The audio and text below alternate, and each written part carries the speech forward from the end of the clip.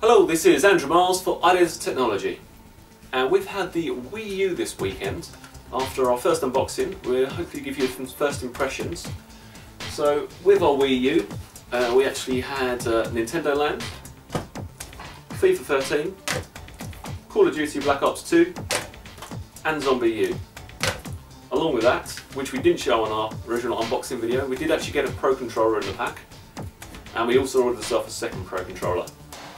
In the house we have 4 Wii remotes. None of those are plush remotes, just to point that out. So we'll give you a bit of an overview of our first impressions of the gamepad, Pro Controllers, and how this is working with the new games. So if we talk about the gamepad itself first, so what I've experienced, it's really solid and surprisingly lightweight, but not in a way that you feel it's going to break at all. The screen itself seems pretty good. I don't see any issues with that. It comes with a stylus, so you are able to actually move things around, draw on the screen, press buttons, etc. on there. Buttons are nice and chunky and reactive. The analog sticks are fantastic. I want to push in, so things like on ZombiU when you need to push in and shift around to actually run around, that seems to be quite clicky and reactive. And the screen itself is fantastic in terms of how you can, say ZombiU, you can use it as a scanner, or when you're doing the Zombie King multiplayer modes, one player will be using this itself as their screen and be able to drop zombies in different places, whereas the other person's going to be manically running around using the main screen and your Pro Controller.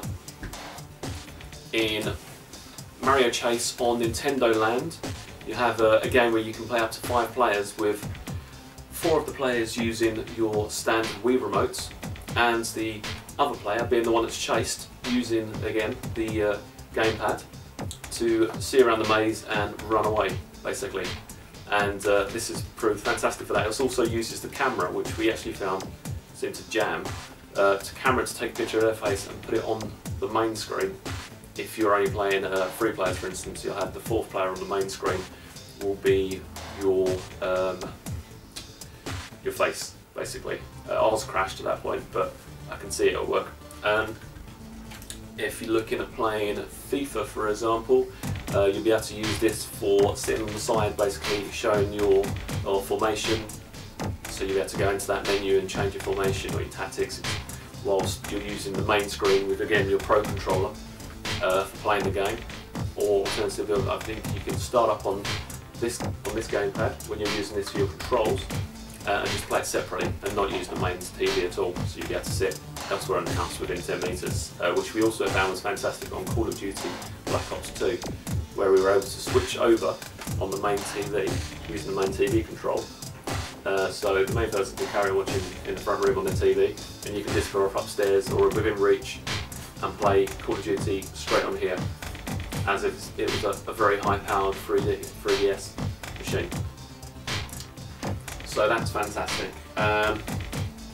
So all in all, the gamepad is, I think, the highlight of this, just with the amount of capabilities you have in the different games, and just how reactive it was. Incredibly reactive, and especially using the actual motion sensitiveness of it in such as kind of ZombiU.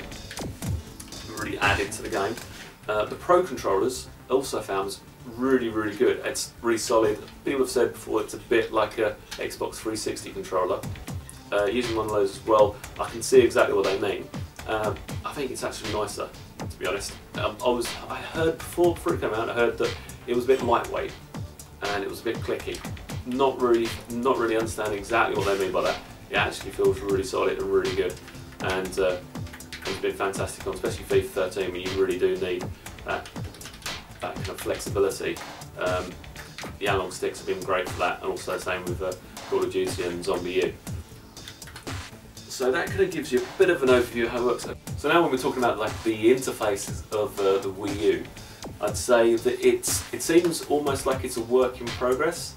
It's there, it's definitely usable, and there seems to be quite a lot of software updates. Obviously when we started, there's the kind of the well-known issue of you have to do a major upload, download and an upload of the software It took about an hour and a half, I think, to kind of properly download it and install it, and that seemed to not be a problem with ours. But obviously, if you're kind of worried about it halfway through and then you cancel it, apparently it's been completely crashing machines and bricking them and such, and then they've had to kind of send them back. We knew about this, so we didn't do that. We just want to continue on, but it did take a couple of hours for the whole process to kind of go through. And every time you start up a new game that you haven't played before, there could well be a software update on that game, which I think is good because it keeps the games kind of fresh and that they're kind of the best they possibly can be, as long as it doesn't happen every single time you're trying to play. So, and again, with things like Netflix and Love Film and even kind of down to the kind of Wii Shop, I guess, as things are kind of added and updated, then it's obviously going to need some updates. But I can see some massive improvement. Hopefully this turns out to be a really, really popular machine ongoing, because I think it's got a lot of possibilities to it. So that's pretty much our kind of overview of the Wii U at the moment. We really love it, and so we've only had literally kind of about 48 hours of it in all, 24 hours of actually playing it, and we can't wait. We can't wait to kind of see exactly how it's going to develop and how it's going to push forward from here.